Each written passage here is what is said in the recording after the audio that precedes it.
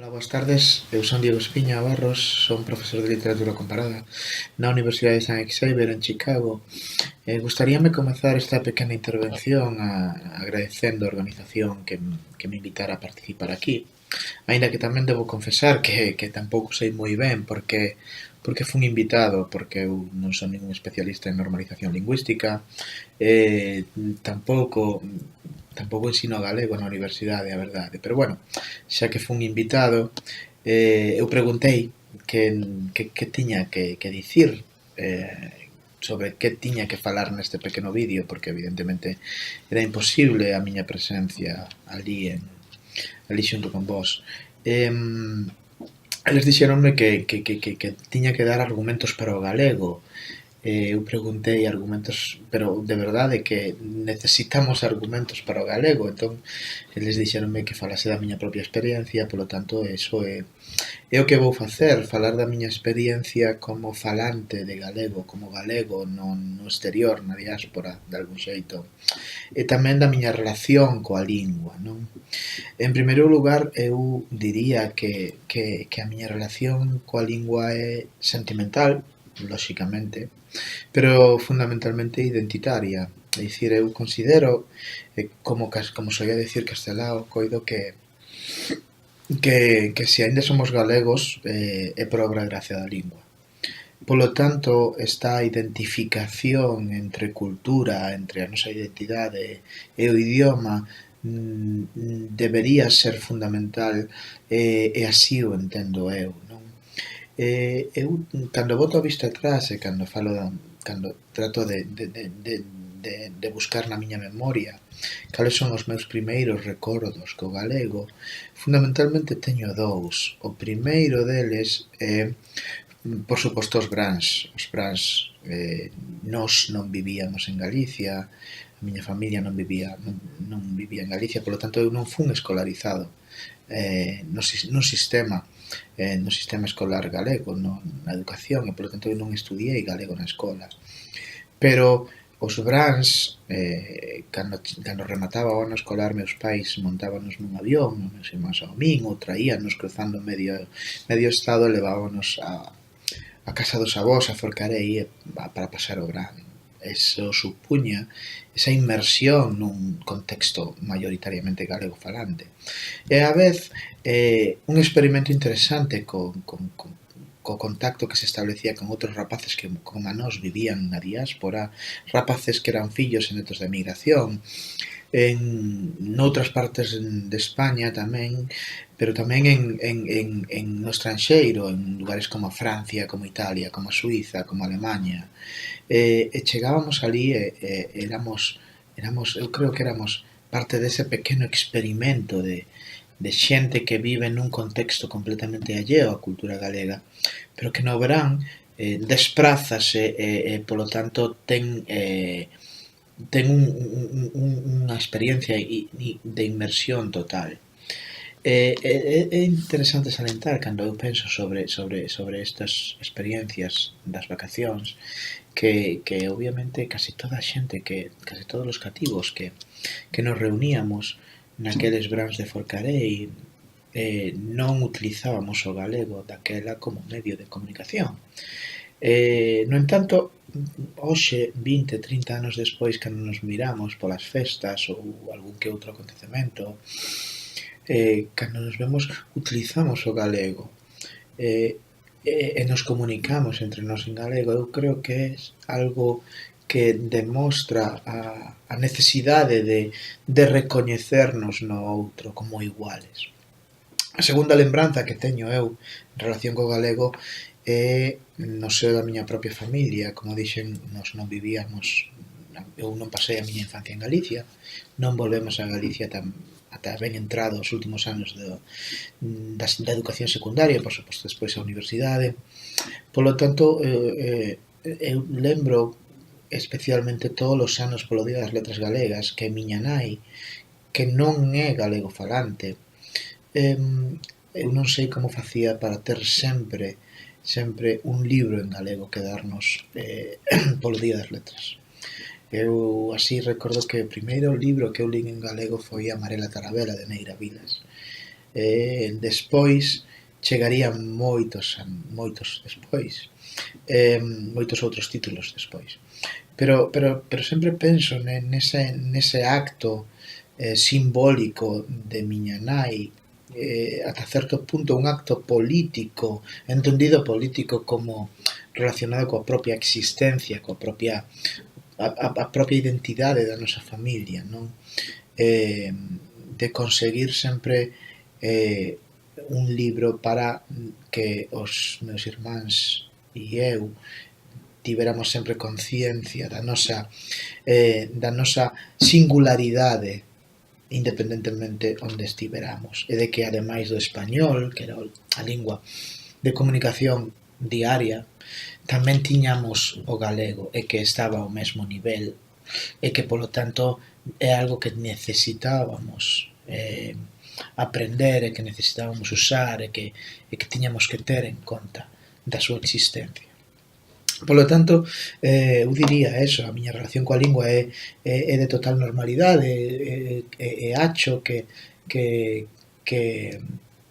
esta relación ten moito que ver co xeito con que miña nai nos intentou inculcar a necesidade de non perder a lingua. Eu hoxe, como dixen, son profesor, ensino español ás veces, ensino cursos, e neses cursos hai xente que ven de fogares bilingües, fogares cuxos pais son mexicanos ou son salvadoreños, dicir, veñen de países hispanofalantes.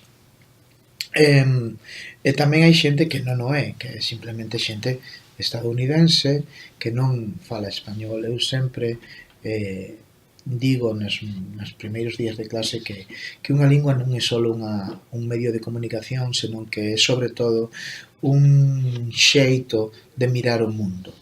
É dicir, nos relacionamos igual co noso contorno falando unha ou outra lingua, e que, polo tanto, a lingua non só é comunicación, senón que é cultura, é idiosincrasia, é identidade, é unha forma de interpretar o que nos rodea. Hoxe, son eu o que ten fillos, e ten fillos nun contexto anglófono, nun fogar que é bilingüe de por sí, e trilingüe por mor do galego, porque evidentemente tanto a miña muller como a min temos moi conscientes a necesidade de inculcar aos nosos fillos a súa dobre ou triple identidade, e a lingua ten un lugar fundamental. Nese sentido, ás veces, cando en España e nós dende fora escoitamos os debates, intervencións en torno a unha suposta necesidade dunha educación bilingüe, sempre se fala de porcentaxes, o cal é algo que non entendo, pero bueno, porque pola miña propia experiencia, aquí, en Estados Unidos e en calquera outro sitio, é o bilingüismo, cando o verdadeiro bilingüismo educativo é inmersión, é dicir, inmersión na lingua que non é dominante. Polo tanto, a min o único argumento que se me ocorre para falar de normalización, para falar do galego, é simplemente inmersión educativa e políticas moi claras a prol do desenvolvemento da lingua, non só como medio de comunicación, senón como unha postura, como un xeito identitario. Nese sentido é curioso, pero no momento en que estou gravando este pequeno vídeo, acabo de regresar de Denver, onde tivo lugar este pasado fin de semana o terceiro simposio norteamericano de estudos galegos. Isto pode sonar moi rimbombante, pero non o é. Isto é unha iniciativa pequena que naceu hai 6 anos da man do profesor Gabriel Reidoval na Universidade de Wisconsin en Milwaukee, de xuntar en torno a algo supostamente chamados estudos galegos, académicos galegos, que profesores que traballamos no eido da Universidade Americana e que fundamentalmente o noso único vínculo é a nosa condición de galeguidade, a nosa condición de ser galegos de nación ou de corazón, porque é curioso ver como había persoas que nin sequera eran xa non galegas, sino nin sequera españolas traballando ou presentando cousas que tiñan que ver con Galicia, coa súa lingua, coa súa cultura, coa súa identidade. O máis interesante destas xornadas, as que viñeron xente do Consello da Cultura Galega, veu xente da Universidade de Santiago, da Universidade de Vigo, da Coruña, foi o ambiente que se crea, é dicir, as sinerxias e de repente nun pequeno espazo no medio de Estados Unidos xúntase unha comunidade de galegos e de repente dá a sensación de que está Galicia aí. E non, por suposto, hai que dicir que todo o mundo aproveita esas xornadas para relacionarse e para falar, sobre todo, en galego e de Galicia e dos estudos galegos. Nosa relación con este simposio é puramente sentimental. Por qué? Porque o 90% da xente que acudimos a estas xornadas, a estas conferencias, a nosa área de especialización non é Galicia nin os estudos galegos, calqueras, senón que acudimos aí porque é como unha especie de chamada, unha necesidade. E chegamos e durante 4 días falamos, debatemos, conversamos, intercambiamos posturas en torno a Galicia e o noso idioma e o facemos en galego. Eu creo que é un xeito de recoñecérmonos no outro, no noso igual, porque a fin de contas nós somos representantes desa Galicia na diáspora. Xuntarnos, aínda que sexa 2 veces, aínda que sexa unha vez cada 2 anos, é unha necesidade que se ve cumprida debidamente, cumprida coa celebración destes simposios.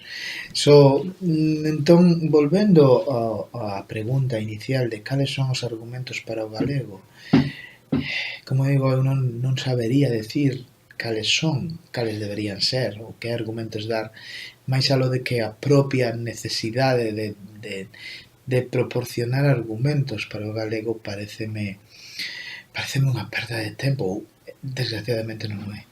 Ese é o problema. É dicir, non habería que estar buscando argumentos para o galego, senón que simplemente isto debería de ser algo natural, que ti mantemento, a normalización da nosa relación coa nosa lingua, coa nosa cultura, co nosos propios ser.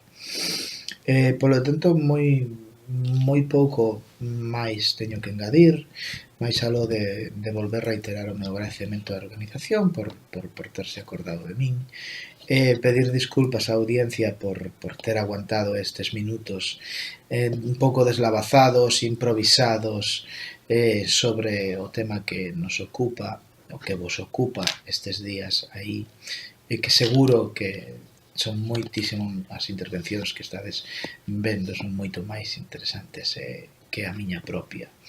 Sen máis, nada máis que dicirvos que boa sorte, que sigades facendo o que estades facendo, deica logo.